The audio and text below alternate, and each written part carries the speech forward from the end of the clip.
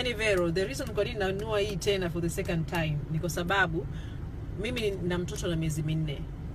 Ni alikuwa na shida sana ya kupata choo. Yani akipata choo analia mpaka anatoka jasho.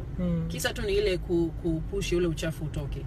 Lakini toka nimeanza kunywa aloe vera gel, mtoto hali wala hajikamui, yani as if nothing happens. Ni kama vile anavopata mkojo ndo anavokunya. Kwa yani I'm really impressed na this product.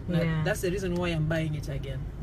Kwa ananyonya. Yes, ananyonya vizuri kabisa na yani mimi nainywa kila asubuhi kabla sijala kitu nainywa, alafu ndo baada nusu saa nakula, alafu yeye nafikiri anapata zile benefit afterwards akiwa ananyonya. So unakunywa once a day? Yes, once a day 120 ml. So that's minimum kwa ajili ya ile afya tu kawaida yani. Yes.